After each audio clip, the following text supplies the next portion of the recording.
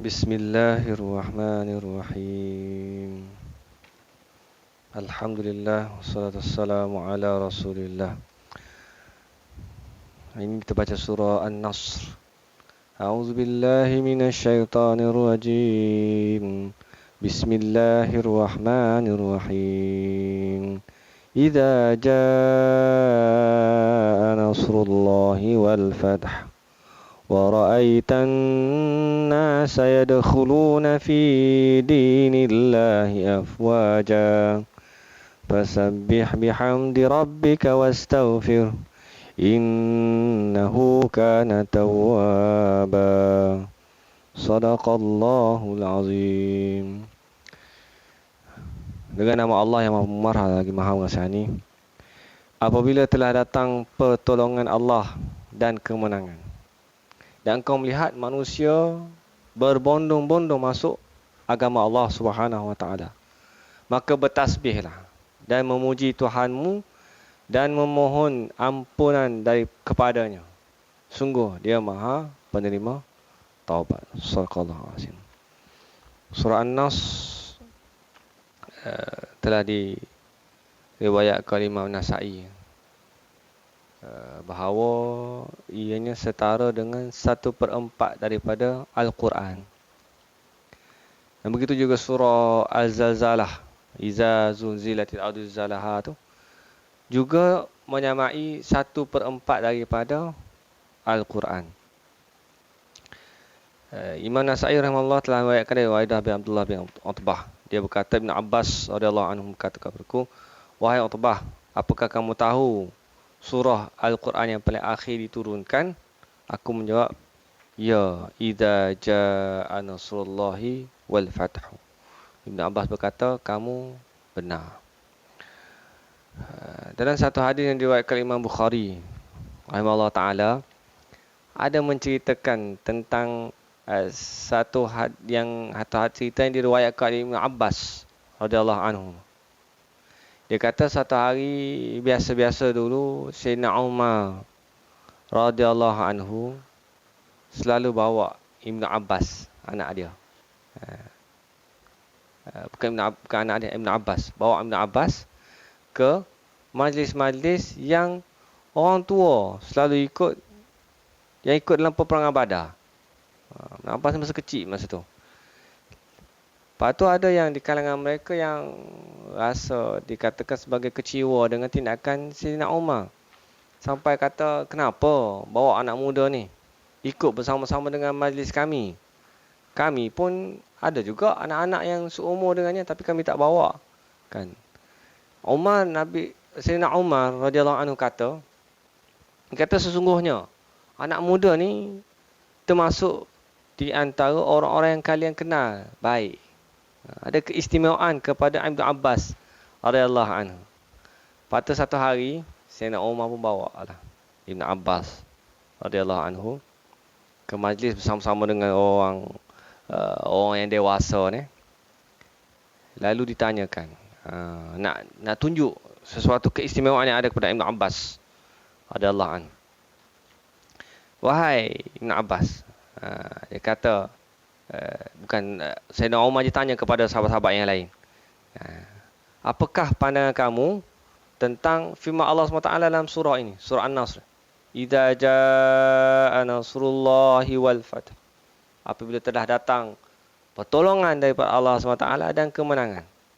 Lalu kawan-kawan tu, kawan Sayyidina Umar kata, Allah Ta'ala perintahkan kita agar memuji Allah SWT dan agar memohon pertolongan kepadanya, dan apabila diberi pertolongan, Allah SWT akan memberikan kemenangan kepada kita.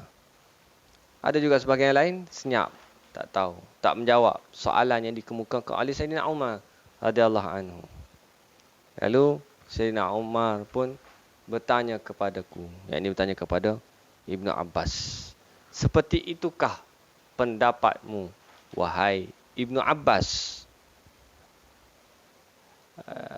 Ibn Abbas pun menjawab, tak. Pada pendapatku, itu adalah ajal Rasulullah sallallahu alaihi wasallam. Allah memberitahukan ajal itu kepada beliau. Dia berfirman, "Idza jaa nasrullahi wal fath." Maknanya ajal Nabi sallallahu alaihi wasallam telah dekat. Maka bertasbihlah, fasabbih bihamdi dengan memuji Tuhanmu dan pohonlah keampunan kepadanya. Innahu kana tawwaba, sesungguhnya dia Maha bertaubat. Maka Sayyidina Umar Al-Khattab radhiyallahu anhu pun berkata, aku tak tahu surah ini melainkan seperti yang kamu katakan. Hadis itu hanya diriwayatkan oleh Imam Bukhari rahimallahu taala. Ibn Jarir rahimallahu juga meriwayatkan dari Ibn Abbas radhiyallahu anhu. Lalu dia menyebutkan kisah di atas atau yang hampir serupa dengannya. Menunjukkan satu keistimewaan kepada Ibn Abbas yang tafsir surah ini, yang nampak sesuatu di sebalik hikmah wahyu Allah Subhanahu Wa Taala. Begitu juga Sayyidina Umar radhiyallahu an. Istimewaan yang diberikan oleh Nabi Allah Subhanahu Wa Taala kepada para sahabat radhiyallahu ajma'in. Bagaimana mereka melihat hikmah di sebalik suatu wahyu itu. Tanda apabila kemenangan berlaku, maka ia menandakan bahawa misi, tujuan Nabi SAW diutuskan itu sudah berakhir. Dan Allah SWT yang Maha Pengasih dan Maha Penyayang, yang sangat merindui kekasihnya Nabi Muhammad SAW, ingin menjemput Nabi SAW kembali kepadanya. Imam Ahmad rahimahullah meriwayatkan dari Ibn Abbas radhiyallahu anhu. Dia berkata, setelah turun ayat idza jaa nasrullah wal fath, apabila telah datang pertolongan Allah dan kemenangan, Rasulullah sallallahu alaihi wasallam bersabda, aku telah dikhabarkan tentang kematianku sendiri, iaitu bahawa beliau akan diwafatkan pada tahun tersebut. Hadis itu hanya diriwayatkan oleh Imam Ahmad rahimahullah taala. Demikianlah hanya telah dikatakan oleh Mujahid, Abu Al-Aliyah Ad-Dahhak dan banyak ulama. Sesungguhnya itu adalah ajal Rasulullah sallallahu alaihi wasallam yang telah dikhabarkan kepada baginda Nabi sallallahu alaihi wasallam. Imam Ahmad rahimahullah meriwayatkan dari Ibn Abbas, apabila telah datang pertolongan Allah, Nabi SAW mengetahui dan menyadari bahawa beliau tidak khabarkan tentang kematiannya sendiri. Lalu dikatakan apabila telah datang pertolongan Allah dan kemenangan, seluruh ayat yang ada dalam surah itu. Dalam hadis yang lain, Imam Ahmad rahimahullah meriwayatkan dari Abu Sa'id Al-Khudri. Dia berkata ketika surah itu turun, surah idza jaa nasrullah wal fath itu turun, maka Rasulullah SAW pun membacakan sampai mengkhatamkan habis surah sampai akhir ayat ini. Lalu Nabi SAW berkata, tidak ada lagi hijrah dari Mekah ke Madinah setelah Fathu Makkah. La hijrata ba'dal fath.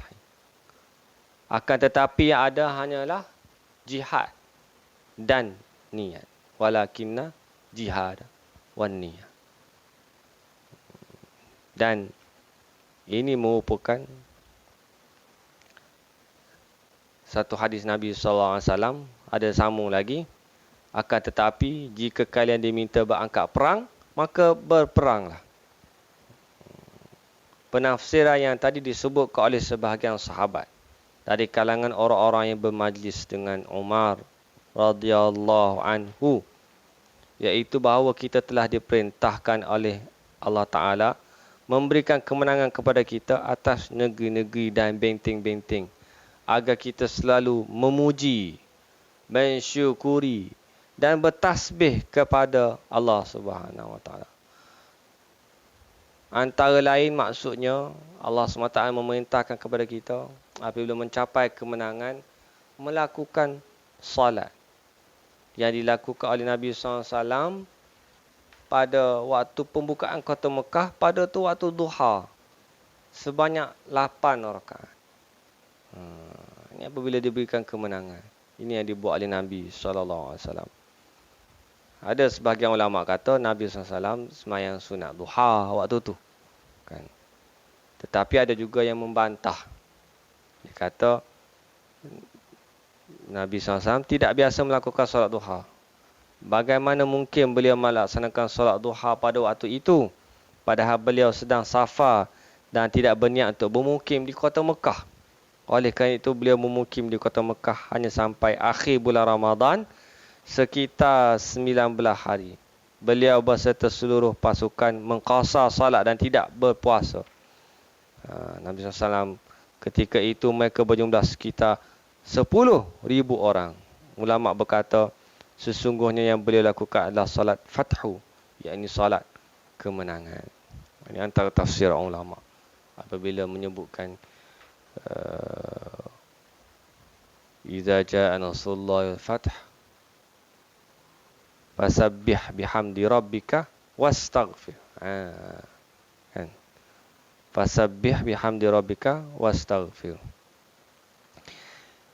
Mereka berkata, dianjurkan bagi seorang panglima apabila dia telah berhasil menakluki suatu negeri agar melaksanakan solat 8 rakaat. Di saat pertama kali dia masuk ke dalamnya. Kalau kita memenangi dalam satu perjuangan, dalam satu peperangan, dalam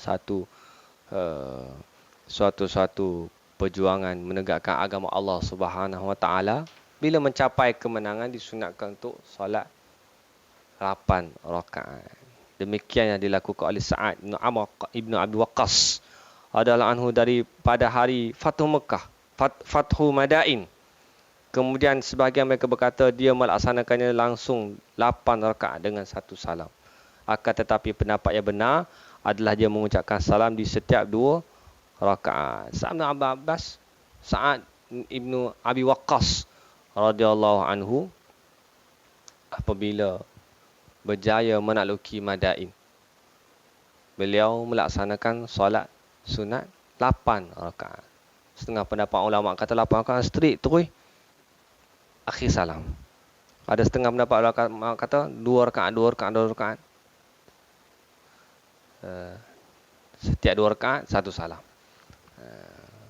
Imam Bukhari rahimahullah ta'ala telah meriwayatkan dari Aisyah radhiyallahu anha.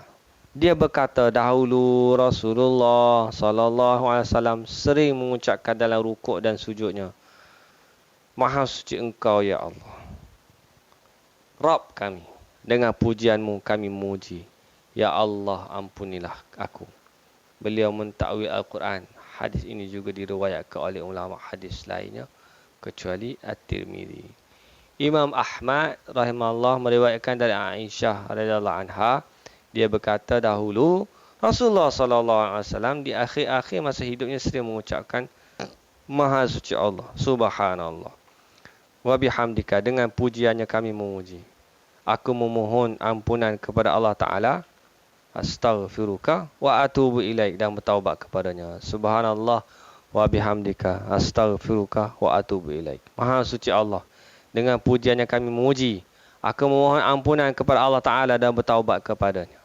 Beliau juga bersabda, sesungguhnya Rabbku telah mengkhabarkan kepadaku bahawa aku akan melihat satu petanda di kalangan umatku, dan dia memerintahkanku apabila aku telah melihatnya maka aku bertasbih dengan memujinya dan memohon ampun kepadanya. Sesungguhnya dia Maha penerima taubat. Sungguh aku telah melihat petanda itu. Apabila telah datang pertolongan Allah dan kemenangan, dan engkau melihat manusia berbondong-bondong masuk agama Allah, maka bertasbihlah dengan memuji Tuhanmu dan memohonlah ampunan kepadanya. Sesungguhnya dia Maha penerima taubat. Hadis itu juga diriwayatkan oleh Muslim rahimahullah ta'ala. Jadi kekuasaan, pangkat, penaklukan, semuanya daripada Allah Subhanahu Wa Taala. Dan ianya adalah suatu kurniaan Allah Subhanahu Wa Taala. Bukanlah seperti yang dilakukan oleh orang-orang yang tidak beriman dengan Allah SWT apabila menakluki suatu negara, menakluki suatu negeri, mereka merasa angkuh kuasa itu miliknya. Dia rasa hebat. Sedangkan kita orang yang beriman, apabila dapat melakukan satu penaklukan negara, membuka satu-satu negara, satu-satu tempat, satu-satu negeri, kita bertasbih kepada Allah SWT, memuji Allah Subhanahu Wa Taala, mensucikan Allah SWT, dan memohon ampun kepada Allah Taala. Takut-takut apa yang kita buat ini boleh mendatangkan kemurkaan Allah Subhanahu Wa Taala. Maklumlah ada kuasa, boleh buat apa sahaja, boleh menindas rakyat, boleh mencuri harta rakyat, boleh memonopoli perbendaharaan negara. Suatu ujian daripada Allah SWT. Kurniaan Allah SWT kepada orang yang beriman, dan reaksi sebagai orang yang beriman, memuji Allah Subhanahu Wa Taala, mensucikan Allah Subhanahu Wa Taala, dan memohon keampunan daripada Allah Subhanahu Wa Taala. Jadi ulama sebut al-fathu kat sini, idza jaa nasrullah fath, dimaksudkan adalah kemenangan Fathu Mekah. Satu pendapat. Kerana sesungguhnya kampung-kampung Arab itu menunda-nunda keislamannya pada hari Fathu Mekah. Jadi idza jaa nasrullah fath wa ra'aitan sayadkhuluna fi dinillahi afwaja, kamu melihat berbondong-bondong manusia masuk ke dalam agama Allah Subhanahu Wa Taala. Sebab apa? Penduduk Mekah dia menunda-nunda, dia tunggu. Kalaulah ini Muhammad ini benar, dia akan menang. Kalau dia menang atas kaumnya, maka betullah dia ini seorang nabi. Jika dia menang atas kaumnya, betullah dia ini seorang nabi. Maka bila mereka melihat akan kemenangan ini, bertambah keyakinan mereka bahawa Nabi Muhammad SAW adalah rasul utusan Allah Subhanahu Wa Taala, maka mereka beriman secara beramai-ramai, berbondong-bondong. Setelah Allah Taala menaklukkan kota Mekah untuk beliau, mereka pun masuk ke dalam agama Allah SWT secara berbondong-bondong.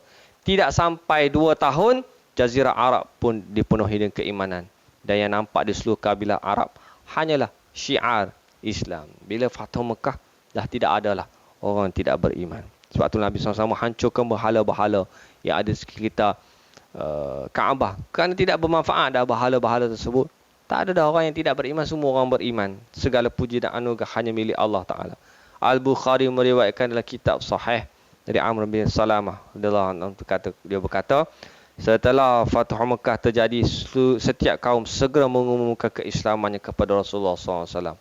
Dan dahulu kampung-kampung Arab menunda-nunda keislamannya pada hari Fathu Mekah. Mereka berkata, biarlah dia berperang bersama kaumnya. Jika dia dapat mengalahkan mereka, maka dia benar seorang Nabi. Jadi cerita Fathu Mekah ni cerita yang panjang lah. Kita tak sentuhlah di sini. Kalau tuan-tuan dan puan-puan ambil inisiatif untuk membaca, mengaji berkaitan dengan Fathu Mekah, Masya Allah, suatu peristiwa yang sangat istimewa yang berlaku di zaman Nabi SAW, yang kita boleh menjadikannya sebagai suatu panduan kepada kehidupan kita.